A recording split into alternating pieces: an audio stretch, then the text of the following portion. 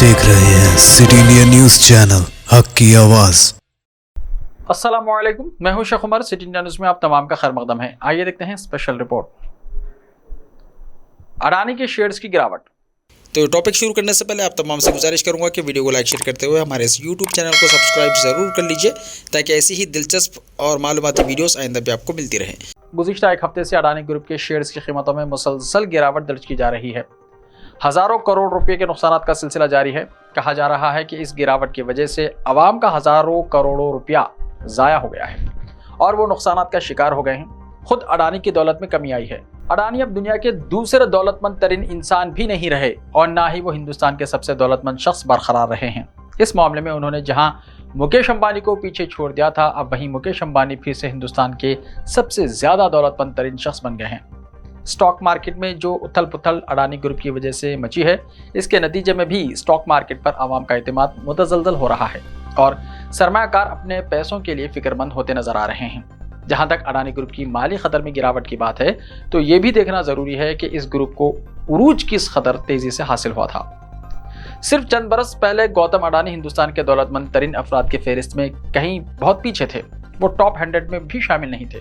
तहम मरकज़ में नरेंद्र मोदी हुकूमत के क़याम के बाद अडानी ग्रुप को पीछे मुड़कर देखने की ज़रूरत नहीं पड़ी और उसने न सिर्फ हिंदुस्तान बल्कि दुनिया भर में बड़े बड़े कॉन्ट्रैक्ट्स हासिल किए और खूब माल कमाया। तहम कुछ शोबों में वाकई तरक्की करने के बाद दूसरे कारोबारी इदारों की कदर में ज़रूरत से काफ़ी ज़्यादा इजाफा कर दिया गया और इसके ज़रिए अवाम में एक हवा खड़ा करते हुए अडानी ग्रुप ने इसका फ़ायदा उठाया।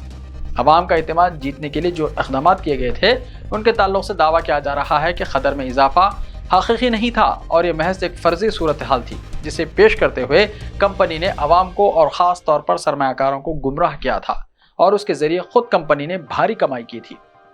रातों रात किसी भी कॉरपोरेट ग्रुप के मालिया में कमी और क़दर में गिरावट का हालिया कुछ अरसे में ये पहला इत्तेफाक ही कहा जा सकता है। अडानी ग्रुप के ताल्लुक़ से हिंडनबर्ग नामी इदारे की जानिब से जो रिपोर्ट जारी की गई थी, इसने इस ग्रुप को हिंदुस्तान में सर फहरिस्त से कहीं दूर पीछे ला खड़ा कर दिया है। एक तरह का मुआशी कोहराम मच गया है और कंपनी के शेयर्स की कीमतों में जो गिरावट आई है, इसकी माजी करीब में शायद ही कोई मिसाल मिल पाए। कई कंपनियों की कदर में 1/3 तक गिरावट आ चुकी है और सूरत हाल इस कदर संगीन हो गई है कि कंपनी ने अपने कुछ FPO वापस भी ले लिए हैं और ये ऐलान कर दिया है कि सरमायाकारों का पैसा उन्हें वापस कर दिया जाएगा। यह हालांकि अवाम का एतमाद बहाल करने की सिर्फ एक कोशिश ज़रूर कही जा सकती है, लेकिन अवाम में जो अदम इत्मीनान पैदा हो गया है, इसे दूर करना आसान नहीं हो सकता। इसके अलावा अवाम का और सरमायाकारों का जो भारी नुकसान हुआ है, इसकी तलाफी भी मुमकिन नहीं है। जो FPO वापस लिए जा रहे हैं, उनका पैसा ज़रूर कंपनी वापस करेगी, लेकिन जो नुकसान शेयर्स और कंपनियों के खतर में गिरावट की वजह से हो चुका है, इसकी तलाफी मुमकिन ही नहीं है।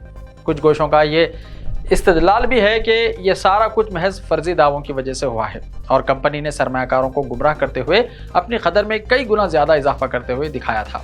हालांकि अडानी ग्रुप और उसके सरबराह गौतम अडानी ने इस तरह के किसी भी इम्कान को मुस्तरद कर दिया है और इन इल्ज़ामात की तरदीद की है, लेकिन ये जो इल्ज़ाम आयद किए गए हैं, इनका जायज़ा लेना भी ज़रूरी है।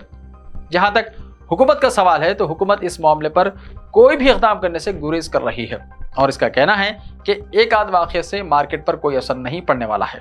मार्केट पर भले ही इस तरह के वाक़े से कोई असर ना पड़े, लेकिन इसके नतीजे में सरमायाकारों का जो नुकसान हुआ है, इस पर गौर करने की ज़रूरत है।